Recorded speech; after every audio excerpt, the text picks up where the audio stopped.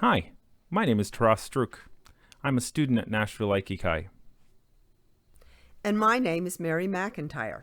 I'm co-dojo cho and one of the two chief instructors at Nashville Aikikai. And my name is Tom McIntyre, and I am the other co-dojo cho and chief instructor at Nashville Aikikai.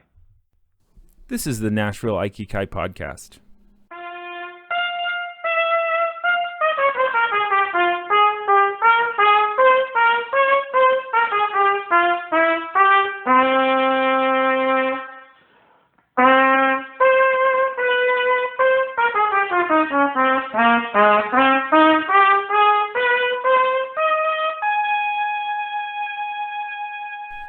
Today on the Nashville Aikikai podcast, we meet our chief instructors, Tom and Mary Sensei. We look at the first passage from The Art of Peace, attributed to Morihei Ueshiba. And finally, we look at some upcoming events that are important to Nashville Aikikai. Thank you for joining us, Tom and Mary Sensei. I just want to go ahead and jump right into the very first question. Why did you start practicing Aikido? When I was in college, I was looking for a form of exercise that wasn't just exercise. If I was going to spend the time and effort to exercise, I wanted to also learn something. And I came across a self-defense class. And the class was largely Aikido. It was Aikido, Karate, and Jiu-Jitsu. But of the three arts, I studied all three, and Aikido is the one that I really fell in love with. I intended to do it just while I was in college, but here I am 40 some odd years later still doing it. In 1976, I had just been discharged from the Navy. I was living in Sarasota, Florida, where I was teaching music and in the public schools. I had a new girlfriend, and she was a martial artist. And she was disappearing regularly to a dojo, a school for martial arts that I didn't know anything about. But I found out that it was probably a good idea if I ever wanted to see her to get on the mat and start training. And that's exactly what I did. So what kept you coming back to the dojo? There were actually two things for me. The first one was that I loved flying through the air, bouncing off the floor, jumping up, and running back for more. It's a very exhilarating feeling, and I loved it. The second one is that by nature, I'm a bit of a worrywart. Aikido has helped me be less and less of a worrywart. But in those days, I was very tense and worried a lot about a lot of things.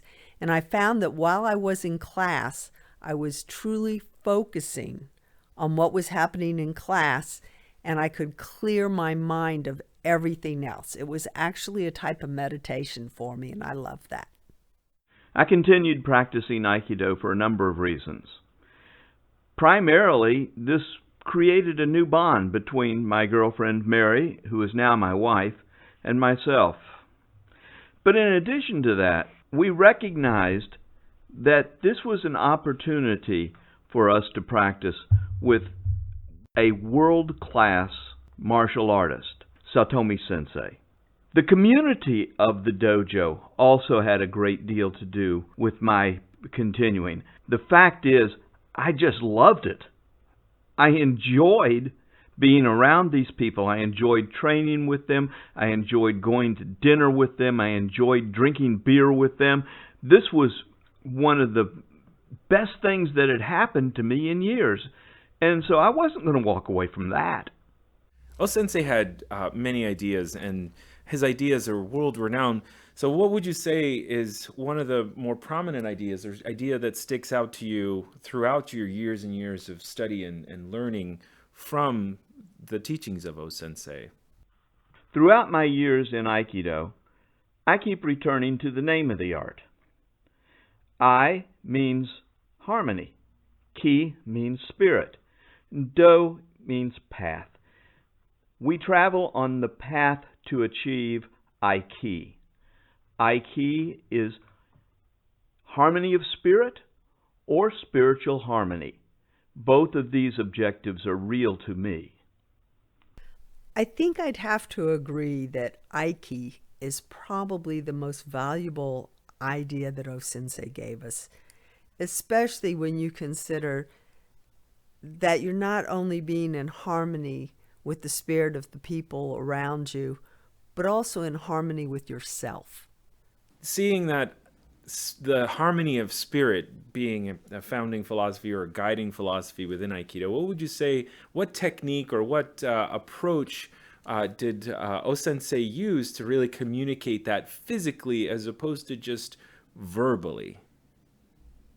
I would first like to emphasize that what I know of O-sensei comes entirely from his writings and what I have learned from Saotomi sensei. O-sensei was an accomplished martial artist long before he created the art of Aikido. He recognized the violent nature of the Japanese martial arts and set out to create a new art that contained an internal philosophy that helped minimize the violence and enhance the conflict resolution issue. In doing so, he created the art of Aikido. We both have known a number of situations where we or someone else experiences tension at work, at home, wherever. And by practicing Aikido, that tension is minimized. It's an interesting phenomena that the techniques we practice in Aikido, since they are conflict resolution, we carry that conflict resolution over into our everyday lives. It's really interesting. And this is the whole principle behind Aikido. This is something called Takimusu Aiki, and it's what the art is all about. I'd like to add to the concept of Takimusu Aiki. Takimusu Aiki is something that we develop when we train, and it's gradual. You don't necessarily notice it, but we've had reports of people who have knocked things off of tables and caught them before they hit the floor. So it's a physical manifestation of the art as well as a mental manifestation. Also, it helps your perception of time.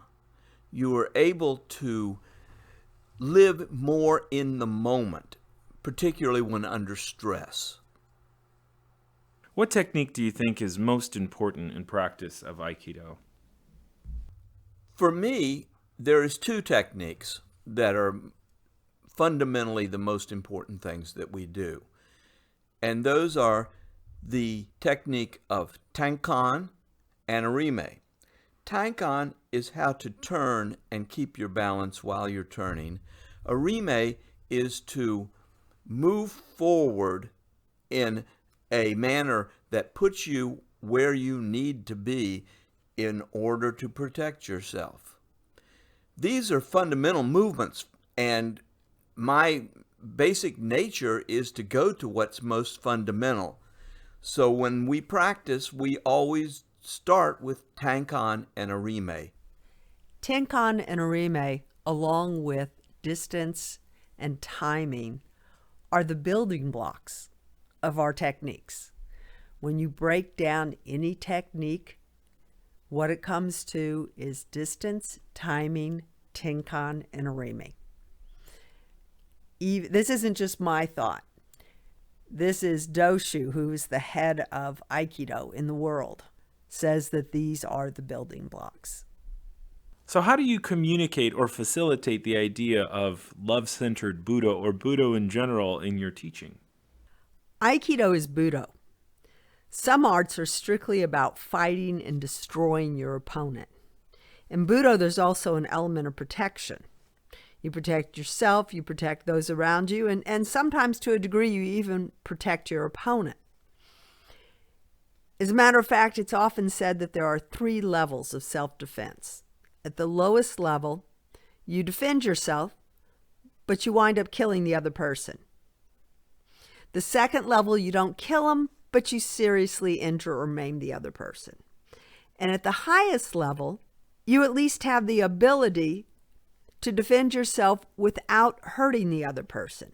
Now, it depends on the situation, of course, but with true Budo, protection is an element that you need to consider.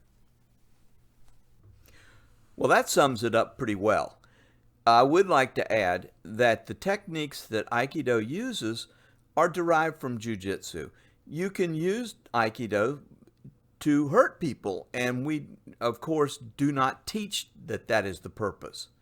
But those techniques can be lethal. But by staying with those sensei's philosophy, we change those techniques slightly so that we can, one, train, and two, in the eventuality that we have to use them, that we can protect our attacker as well as ourselves.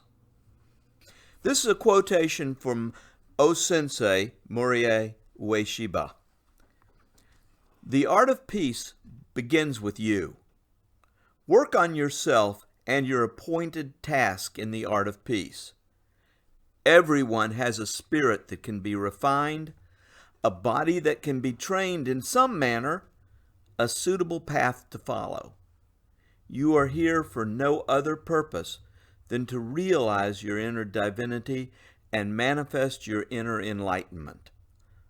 Foster peace in your own life, then apply the art to all that you encounter. So, Sensei, what are your thoughts on this particular passage, the first passage in The Art of Peace? We actually work on this in every single class because whether you're the attacker or the defender, you can always improve what you're doing. Even when we have black belts in the beginner class, the black belts are still working on improving what they're doing. And this just fits perfectly with what O-sensei is saying about the fact that you continue to refine what you're doing. I think this is a very straightforward admonition from O-sensei. Work on yourself and your appointed task. Everybody has a spirit that can be refined, a body that can be trained in some manner, and a suitable path to follow. What he's telling us, I think, is that when you train in Aikido, that you are working on yourself. You are working on providing a pathway for yourself to learn the art of peace. O-sensei goes on to say that you're here for no other purpose than to realize your inner divinity and manifest your inner enlightenment. Both of these terms are loaded in our Western civilization context, but I believe that what he means is that you learn your own self and you're able to manifest yourself in a positive fashion before all those you meet.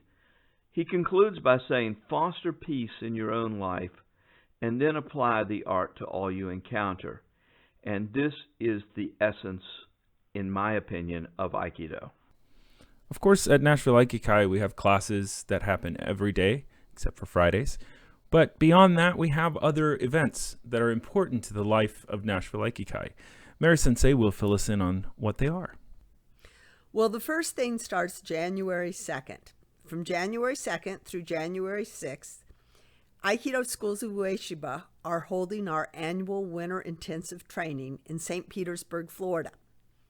If you'd like more information, just visit the site at winterintensive.com.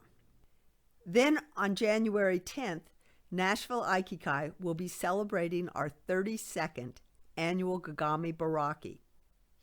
This celebration is a time when dojo members get together to observe the new year and enjoy each other's company.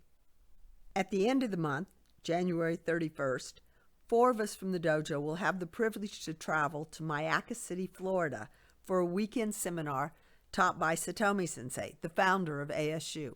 Tom Sensei, what more can you tell us? I have just been handed this important bulletin. This podcast is brought to you by Nashville Aikikai. Nashville Aikikai is located on 1701B Fatherland Street in Nashville, Tennessee. Nashville Aikikai is a not-for-profit organization whose mission is to enhance the lives of Nashville Aikikai students and enable them to share the principles of Aikido through their contact with others in the community. Nashville Aikikai is exclusively supported by the dues paid by our members and the donations that we receive from visitors and members of our community. To donate and for more information, please visit us at nashvilleaikikai.org and click the donate button. Again, that website is nashvilleaikikai.org.